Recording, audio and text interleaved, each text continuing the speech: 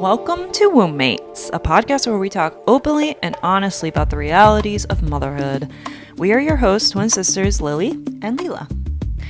And today's episode is about a book called Good Inside, which I actually just finished this morning. And I have not read it, and I really don't know anything about it, And- so I'm not prepared with any information.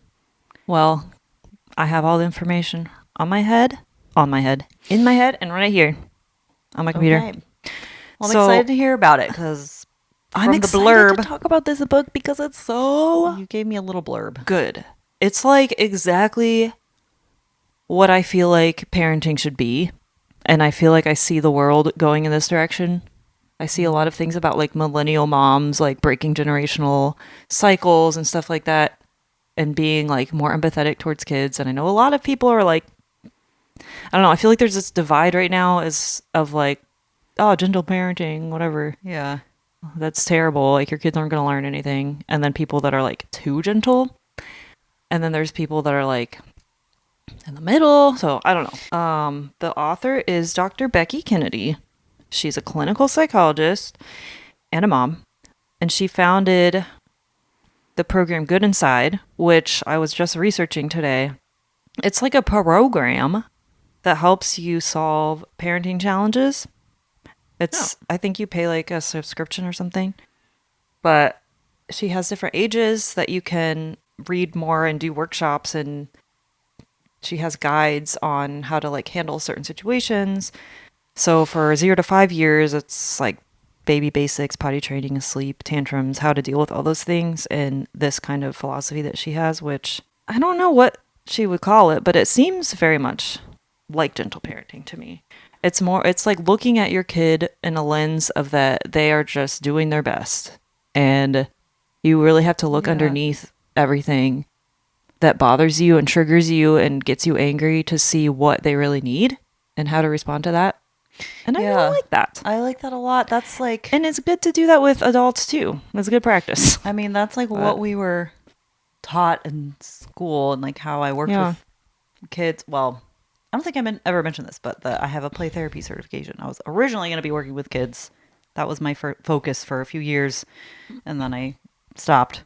But I feel like that was like one of the biggest challenges with parents is like, you would hear parents being like, my kid's being manipulative. My philosophy, I guess, and that what I would talk to with a lot of other play therapists is like training the parents, I guess, to see things through the lens of like they're just trying to get a need met. They have some kind of emotional need or like something underneath that behavior. It's not just that they're being manipulative or that they're like, why are they doing that?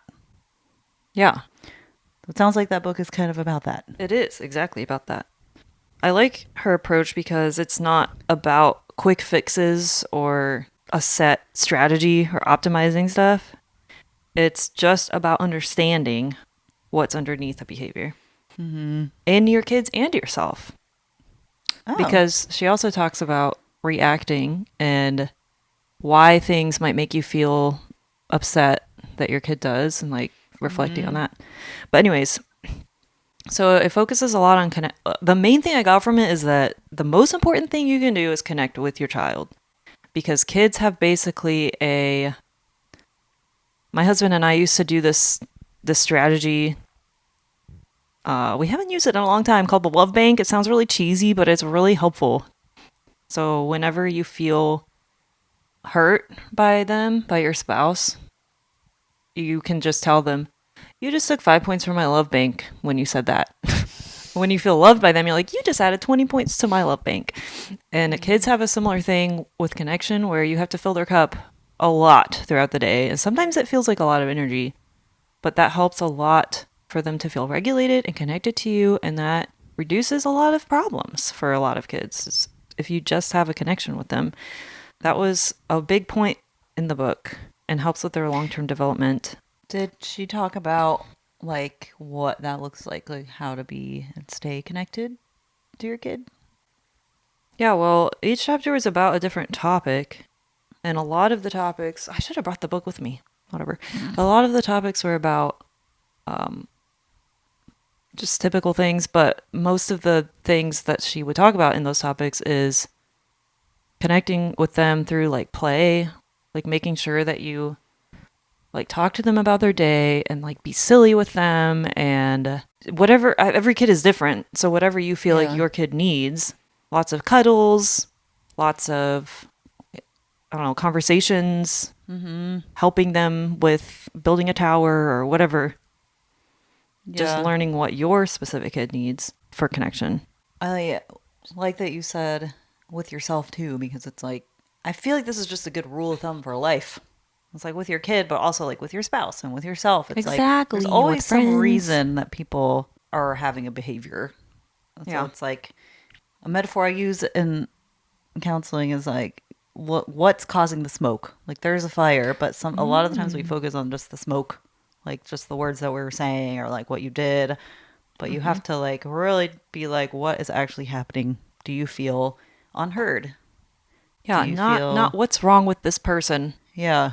Instead, say what's going on inside this person.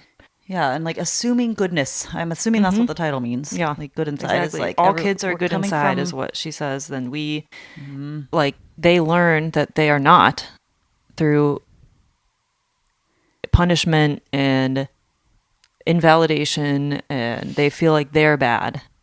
yeah. So something I used when I was teaching a lot, and what we learned when I was in college is validating and saying, you are good, but the behavior that you have right now is not good.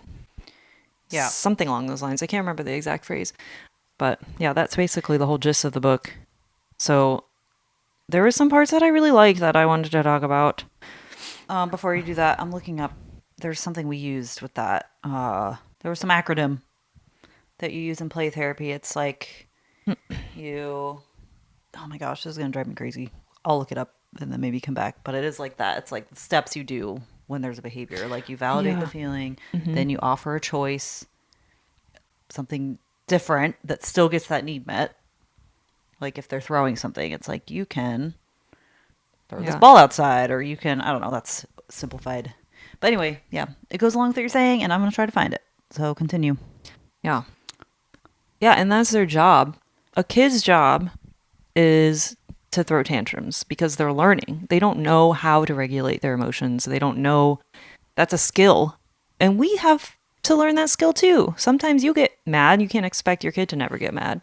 So they just do it more, probably, because they're They learning. need So our tools. job is literally just it's not like a whole, like sometimes having a list of things is great, but for me, we've been having a lot of sleep troubles. Like when I do bedtime routine, it's been a huge struggle the past like month. And so I try to remind myself my only job is to stay calm, validate, and then lead and say, this is what we're doing next. You don't have to fight. And I mean, sometimes you do. So Or literally have reason to or lead her into bed sometimes. But yeah, reasoning. I found it. It's Oh, ACT. Acknowledge the feeling, validate the child's feeling or urge. I see you're really angry and you want to throw the sand. And then C is communicate the limit, state the limit in specific firm terms, but sand is not for throwing. And then T is target acceptable alternatives. Redirect the behavior by providing a choice of allowed actions. You can choose to throw the bean bags or use the punching bag instead, which doesn't always get the kid to do what you want, but it's like that's the framework yeah, of what, exactly.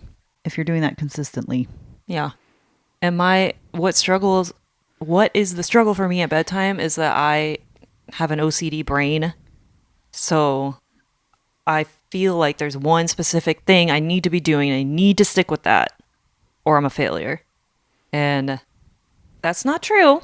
That's why it helps me so much to just think all I have to do right now is validate and empathize, keep the child safe, and lead. Yeah. So that helps me to do that. But yeah, there's a lot of variations in how that looks. But the other thing I liked about this book is she had a chapter or a section on the research of when kids are struggling. It's not really therapy that the kids need that would be helpful, but if the parents get therapy and help, it helps the kids more than if the kids get therapy or help. It leads to the most significant changes in the child. So a child's emotional regulation develops in relation to the parent's emotional maturity. So if you work on yourself, your child will change in response. And that really resonated with me because I do feel like the more calm and the more sleep I get, the healthier I eat, the more water I drink, the more I work on myself, the calmer I am. And kids really do pick up on those anxious feelings. And I can tell when I start getting even a little bit anxious, then Romy is like, ah! Why are you not? Kids are very like perceptive about They are things very like that because their perceptive. safety relies on your stability. Like they feel like Yeah. attachment is safety. So if you feel like if you're getting dysregulated, then they feel like they're not connected to you, and then that feels unsafe. in Exactly. them. So that's She just talked about that part in the sleep chapter I read this morning was about if you feel like a lot of kids get scared when they go to bed at night because they're just going to be alone for hours. But if you feel confident that they're going to be okay and you connect with them over a period of time of you just being consistent in that, then they're going to eventually start feeling like, oh, I am safe. That's why you see those videos of like kids that like fall and the parents are like, "Oh, are you okay?" And then they're fine until the parents are worried and then they start crying. But if the parents like It's like Romy had a scraped knee when my mom was over last week, and apparently she like neither of them noticed, and my mom pointed it out. She's like, "Oh, what happened to your knee?" And then all of a sudden she got all upset about it, and now that's all she talks about every night. Scrape on my knee. I was like, "Yeah, it's getting better."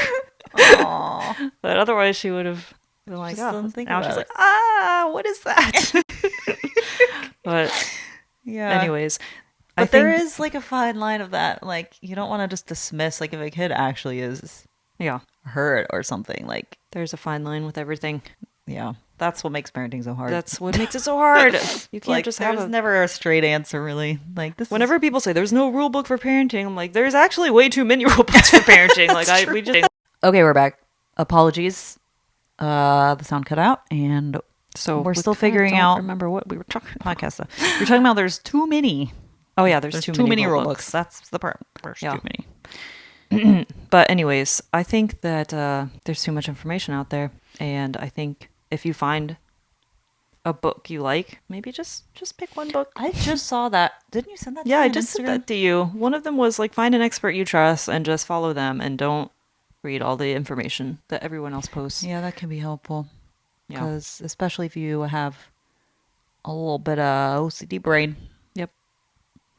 But then it kind of goes back to what we were talking about in like our first episode. I think it was our first. Is like also listening to your own intuition and your own self. Don't like 100% put every single thing into another person. That's my opinion, but Yeah. I don't True. know. More on tantrums and such. There were some interesting points about not just tantrums, but whenever your kids are having a hard time. There was research that shows resilience is fostered by validation and presence. Oh, So a lot of people think it's the opposite of not validating, just be like, you just got to get through it. You just got to push through. Mm-hmm. And then that makes the kid feel like, oh, I don't trust my feelings. Yeah. Like they're telling me that I'm not sad. So maybe I'm not sad. And then in the future, they're going to feel like if they have to make a decision on something, they can't trust their gut. It's harder for them to do that because they never learned how to do that. or if they're sad, they feel like it's wrong, or if they're upset, Yeah. they feel like it's a bad thing. So then they're more upset about being upset. Yeah. I think that is a struggle a lot of people have with the gentle parenting thing, is that they feel like they see it that way, or it's like validating is like just making the behavior continue or making it, when really it's providing the support they need to figure it out on Gentle their own. parenting is really about having boundaries and making sure that the kids are safe. It's not like safe physically, safe emotionally. And the ways you do that are just being present, connecting, being empathetic, but also being consistent. and having boundaries. It's not like letting your kids do whatever you want. And I've seen a lot of people think that that's what gentle parenting is, and it's not. And it makes me so mad when I see that, because I'm like, that is not good parenting. Well, the title of it is a little misleading. Yeah, it is. That's why I don't like saying gentle parenting. I don't like saying like, oh, I like gentle parenting, because I feel like there's such a stigma to it. Yeah. But anyways, more about the tantrums. And when kids are upset. I also like this metaphor that she wrote about, because kids are literally just little humans. So if you think about how you would feel in a situation that your kid is in, even though it seems exaggerated, think about it in your situation as an adult. Like if your kid is upset and you tell them, you need to stop. You need to stop getting upset about this right now and stop throwing, and you go to your room. So imagine if you, as a parent, just forgot to get something at the grocery store that you were going to make for dinner. So now you have to think of a new thing for dinner. Then your boss emails you and is like, this project you did was terrible. You have to start over. And then your kids are fighting over a toy. And then your husband or wife or, I don't know, someone comes in and is like, why did you not get toilet paper? We don't have any more toilet paper. Wouldn't you blow up? Wouldn't you say, I can't do this all? So your kid is overstimulated, I'm sure, And having then all these requests from them, like, hurry up and get dressed, do this and this and this. And imagine then if your partner's like, go to your room. Yeah, go. You need to go to your room. Being so dramatic. Just Oh yeah, that was the other part. Is that your partner is, after you have a blow up, it's like, why are you getting so upset? Go to your room and calm down. You need to calm down right now. Wouldn't you also get mad? Yeah, I keep seeing this Instagram person pop up on my algorithm. It's like, if we treated adults like we treated kids' emotions, and it was like exactly what you're saying. She's like, my car broke down today. I don't know what I'm going to do. I can't afford to pay for it. And she's like crying, and someone's like, go to your room till you calm down.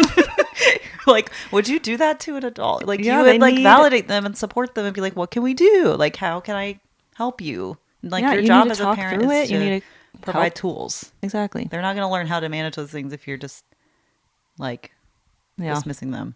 Like, how can you learn to handle this in the future?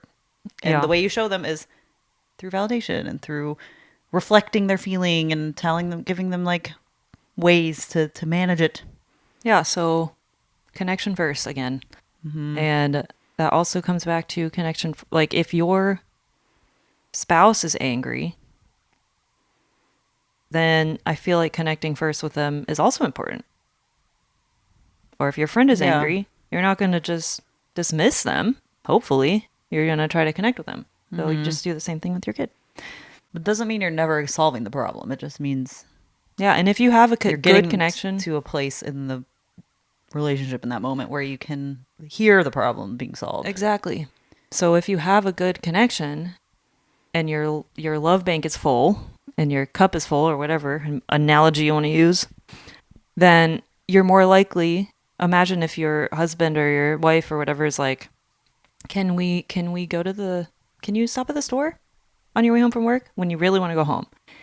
If you don't feel connected to them that day, or over time you've been feeling less connected, but they keep asking things of you, then you're probably going to be like, no, I'm not going to stop at the store. I need to go home and relax. But if you feel connected and you're like, I need to do this for them, and you're more likely to say yes to things. So same with kids. If you ask them to do something and they feel annoyed at you, and they're because you are dismissing them and you haven't been connecting lately, then they're less likely to do what you need them to do. Yeah, that's funny because I feel like my husband and I talk about this a lot with like video games. It's like, he's always like, am I playing too many video games, or is that? I'm like, I feel fine about it because we're doing other things. Your love bank is being full, getting filled in other ways. Like when he's not, we're like connecting and we're doing fun things together. Like I feel like if he was doing that and then we also weren't connecting, yes, that maybe I would be like a little bit more upset. But like because we have outside of that time, like we've been doing other things. So yeah, that makes sense with kids too. Like you need to fill up the love bank in order to, it makes it easier to get through the hard times. Yeah. Well, there's a lot in this book that I feel overwhelmed by how much information was in this book. Like I feel like I need to read it again. But it also was talking about all these different issues. So not only when kids are throwing angry, but also when they're anxious. And I like that part because I feel like that's very tricky to deal with an anxious child because they're sensitive and you have to choose your words carefully and you can't. I guess with every child you have to do that, but there's kids that she calls what's it called? Something feeling kids. Like they feel more. They're more sensitive. They get upset easier. But she used this analogy just so you understand, not like what to do in the moment, but so you understand how they're feeling is you visualize your kid in a hole in the ground, and the hole is representing anxiety. They're inside the discomfort, and we want our kids to feel like that we are going in with them and keeping them company and not trying to pull them out of the hole. I like that. But also in the book, she has strategies of how to do that, which I did not write down. I just wrote the page numbers and I don't have the book with me. But basically, she had scripts that you could use with them when they're feeling like super anxious in this hole. And you don't want to be like, well, you just got to that's just how you learn. You just get through it. Yeah. That feels like you're trying to pull them out of it and they don't know how to get out. And you're trying to help them out. But they don't want that. That's not what they need. They need you to just sit with them and connect. And and it's not that they don't want it. It's alone. like you can't get someone out of a hole that you're like when you're in your brain like that. Like I always describe anxiety as like tunnel vision. It sounds very similar to that. Where it's like when someone's like very anxious about something, it's like you only see this like can't really see all the perspectives, and it's very hard to do that when you're in an emotional state. Yeah, and even if someone's offering like, but this is also true, but this, like when you're super anxious, your frontal lobe is not working as much as your emotional brain. So it's just, that's why you got to work with the emotional brain first, and then you do the logical brain. Exactly. Which it sounds like that's what the whole thing is. It's like you go in there with their emotion, and then they can figure out how to get out. Being a parent is not logical. Like, you can't just be logical all the time.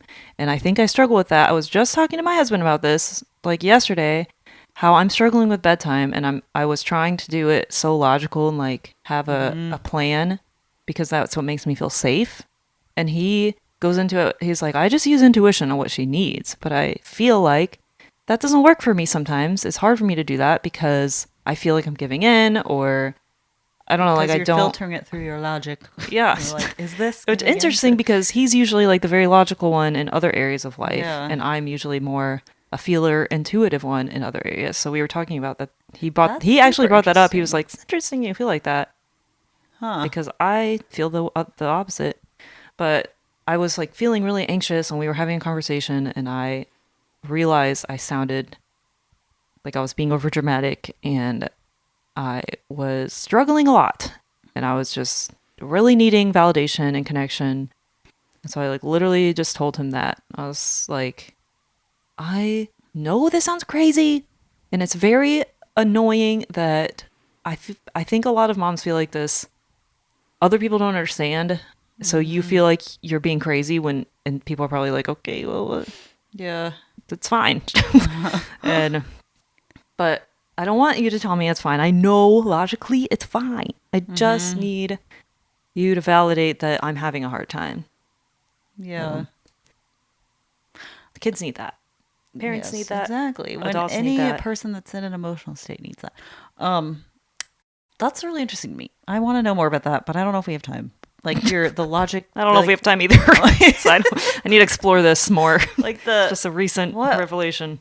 What do you mean he uses his intuition? Like what? I think it's time that I think she's okay that I leave the room now.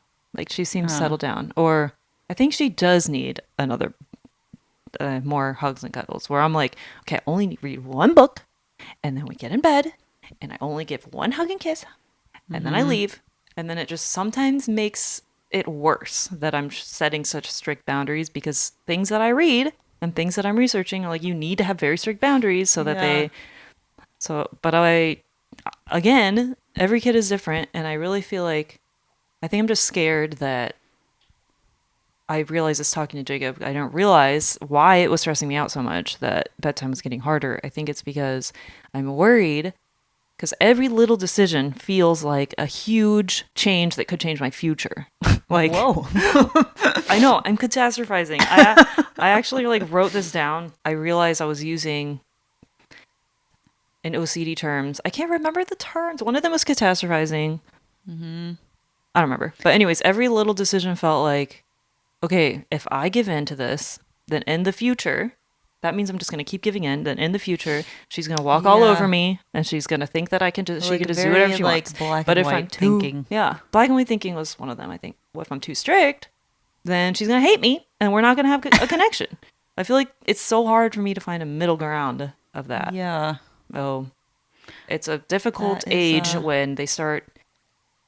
I know every age has difficulties, and I actually prefer this age to newborn age still, even though it's been really hard. But I just feel I just need to change my. It's a whole process of learning about yourself. Yeah, exactly. I was talking to Jake about that too. I was like, you to- don't you feel like this is such like an inner work journey for you? And he was like, not really. I was like, what? Why is that's not fair? Why do I have to feel like this? But it is like a spiritual journey for me. I mean, I know that it's been hard for him to be a dad sometimes, but I think that it's just, I know that it's more common for like guys to feel more like that. Like it's not as, I don't know, why is that? And also it's not fair. But we should do an episode on guys that don't feel like that, because I'm interested in that. The guys that feel like what's the difference? Like what makes But he was literally like, I don't feel like super connect. Like he can disconnect from when she's throwing a tantrum and be so calm, which I can do sometimes. But a lot of the times it stresses me out. In our last episode, we talked about that, how your mom's brain's literally changed to be more attuned to your brain does change their emotions of a kid, and like sometimes that can be very overwhelming. Yeah. And sometimes it's helpful and sometimes it's not. Oh. Anyways, we'll get your therapist's perspective on that. As I said, I don't think we have enough time to go into this. That's an interesting topic. Yeah. I was like, what? Like the inner work you're doing as a parent, like, is it different for moms? And just write that. What? Make a note. Yeah, that would be interesting to explore. But it is definitely feels like a spiritual journey for me, because I feel like I'm. But I've heard this term, leveling up. I literally feel like that. I wonder if it's also like triggering a lot of things that you are already an anxious person with a OCD type brain. It's like being a parent really triggers those two things. Yeah, I did not have OCD before I became a mom, but I definitely had not control issues, but I feel like I like to be in control of things, but it just gets exacerbated. I think we kind of talked about that in one of the episodes. But it really brings out the challenges. It really puts a magnifying glass on things that maybe are already like there, but now they're bigger because there's more at stake. Yes. So, anyways, well, I bet else? we're out of time now. No? Okay. We have some time. What else about this book did you want to say, or was interesting to you? The book. Well, let me see what stood out to me in my notes here. I really be writing a stream of consciousness here. I'm trying to figure out what I'm trying to say. Huh? Oh, we kind of talked about this.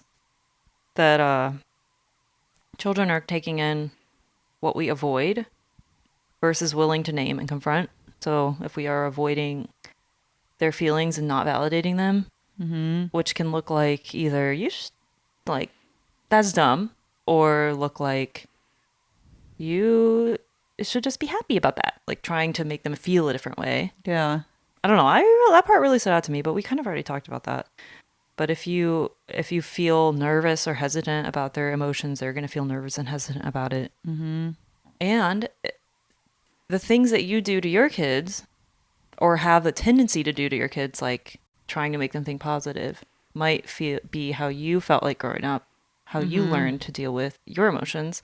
So she had 3 questions. Once again, I wish I brought the book because I did not write them down, but she had 3 questions about, I think one of them was, when you feel a big feeling, as we like to use the term in my house, then do you dismiss it? Do you feel shame around it? Or do you say, that's interesting. I wonder why I feel like that. And it just tells you how you kind of were. Wow, I can't believe I remember that. I think those were the 3 questions. It's like kind of, that's how you were like taught to address your emotions. That's interesting because I do feel like the way we think about our emotions is more impactful than the emotions themselves. Like how you're. Exactly. So I always ask my clients, like, what do you, how do you feel towards that emotion? Or like, what do you think about having that emotion? Like, because if you feel sad and you're like, you feel anxious about being sad, it's like, what's going on there? What's the anxiety? Or if you feel shame or like, I should just not feel like this, like there's a lot of information there to learn about yourself. How do you feel towards it? How do you feel towards it? That tells you a lot. The best way to shift that, I think, is curiosity. Is like just instead of going to an immediate reaction of like shutting it down or feeling shamed around it, then to be curious about it. Like, what is this emotion telling me? Or what is this? Why is this here? Yeah. Is this here to teach me something or guide me somewhere? Or is it something that I can just see and then move on? Or, yeah. It reminds me of the Happiness Trap book we were talking about I was just thinking. in episode 2, I think, where you disconnect a little bit in a healthy way, because sometimes disconnecting is bad. But if you're feeling a lot of things, then you kind of just, instead of feeling a way about a feeling, you disconnect from your feeling and are curious about it. Mm-hmm. Don't disconnect and do something else to try to not feel it, but disconnect and be curious about it, which sometimes it's helpful when kids are throwing tantrums too, is you disconnect from it so you're not so emotionally involved. And you're like, why look at the feeling under the feeling for them? Mm-hmm. That could be helpful. Yeah. Man, I could talk about that topic all day. Yeah, that is a good... You should read this book before really you have your baby. There's like 10 million books that I want to read before. There's a lot of books out there, and I think that that's great, because then we can just talk about them in our podcast and share how great they are. Do you think that's going to be overwhelming to me, though? What? We were just talking about really know. I'm like, I'm going to read all the books. Well, I think if you pick books that are aligned to your philosophy, and you're not reading like, oh, you should be super strict, and here's why. Oh, you should be super lenient, and here's why. Like, you're not reading conflicting things. I feel like Good Inside, Hunt, Gather, Parent, How to Talk So Little Kids Will Listen. Here are all the books that are similar to me. I also wonder, they're all in the same kind of realm. If that's helpful for some people, though, to see all the sides first, and then you can choose. Yeah, that's a good point. That is a great point, and I do think you should. Because I feel like I do that. That's like how I make decisions. It's like I try to see all the sides, and then I come to a determination of what is the most aligned with my values. But that also sounds very overwhelming with parenting, because I don't want to read a million books. Yeah, I do. So I think that it just depends. I like reading books. I feel like it helps ground me a little bit. And like, oh, other people feel like this, and here's how they deal with it. Yeah, maybe... But also, if you feel overwhelmed, you shouldn't do it. If it feels overwhelming and not helpful, listen to how you feel about it. I'll read the books and I'll tell you about them. Okay, we'll just do another episode, and instead of reading the book, I'll just do this. Then we'll just schedule an episode around it, and then every time I finish a book, I'll just tell you about it, and then you don't even have to read it. I'll give you the gist, and it won't be overwhelming. I'll make sure. Mm-hmm. Well, I kind of enjoyed this. Because I didn't do any research. I didn't do anything. I just showed up. So I enjoyed it too, because I got to read a nice book. We'll do more book episodes then. Mm-hmm. Maybe we'll do the Happiness Trap, since we keep talking about it. Yeah, apparently. We should do that. It's not like parenting related, but I think it's regulation related. I think we should do lots of not parenting related books, because as Dr. Becky Kennedy says, research shows when it's not therapy for the child that helps, but therapy and it's betterment for the parents, which is like a huge focus of our podcast. Exactly. It's like you, not always your child. Like, how can you be regulated and do the best you can? Anywho, do you have anything else to say? I guess we could wrap up.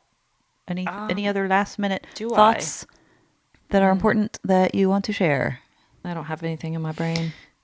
So if you could like say in 1 or 2 sentences what you hope people take away from this book or this conversation, What would it be? Well, I think for me, it's what I said earlier is just connection.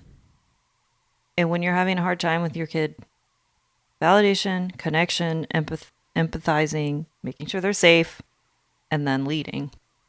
And that is basically the whole gist of this book. Connection. And chill out. Yeah, just tell someone to calm down.